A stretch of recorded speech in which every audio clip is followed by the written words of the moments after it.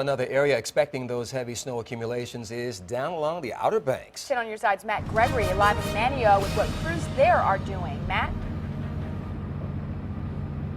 Yeah, Brandy and Don here at the maintenance yard in Manio for NCDOT. They're actually loading up the trucks with salt right now.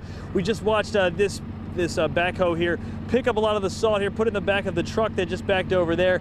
They're looking at the salt as more of what they'll need as opposed to plows, because while they are expecting, I was talking to one of the gentlemen, they are expecting more snow here in the Outer Banks than, say, in Virginia.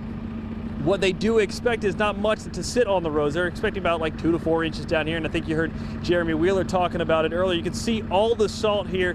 They're using this once the snow starts to hit to lay down the roads. They've already brined the roads here in Dare County for the most part, so they expect this to be more the solution as opposed to plowing. But if the snow lays down, you know, between 1 and 2 inches, if it gets about that high, then they'll start using the plows. Now, coming up at 12:30, we'll talk about the preparations they did here in Dare County overnight, because the Outer Banks is expected to see most of the snow. We'll have that coming up at 12:30 here on WAVY News 10. In Manio, Matt Gregory, 10 on your side.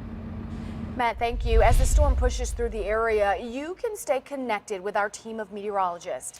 You can download our WAVY weather app. It is free for all Android and Apple devices. And don't forget to sign up for those push notifications so you get the information first when there are issues where you live. We're back on midday, and we continue our winter weather coverage. Our team of journalists is covering all angles of the latest winter storm. We have crews from Portsmouth to Virginia Beach down through the Outer Banks. Now, parts of the south side are going to see the first accumulation of snow this season. 10 on your side's Andy Fox is now live in Virginia Beach with a look at preparations going on there. Andy? Okay, here's the bottom line. These are the sand piles here. And just to show you how much sand there is, Virginia Beach is very prepared on all this. They will be taking care of over 900 miles of roads in Virginia Beach. And what we have right now is the sand here. Drew Lankford's here. He's with Public Works. And Drew, tell me what you're going to be doing today.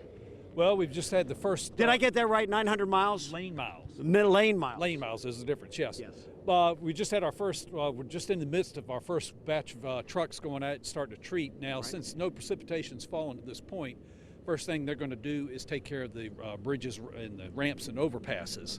Now, why don't you tell us what this is, and then what's going on inside the igloo? All right, we get salt in these huge containers, and actually get them from Morton, believe it or not. And we unload the salt inside the igloo, and then we bring the sand in and we mix it in there.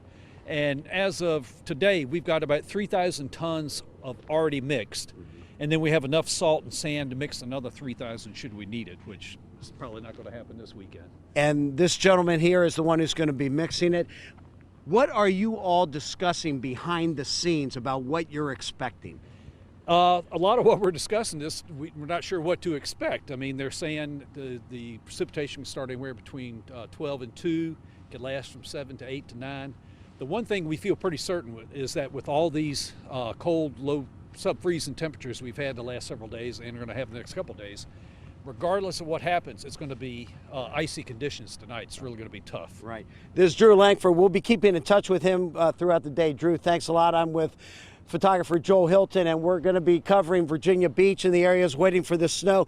So when it happens, you'll see it, and you'll see it live. In Virginia Beach, Andy Fox, 10 on your side. All right, Andy, get that sand and salt off your boots now.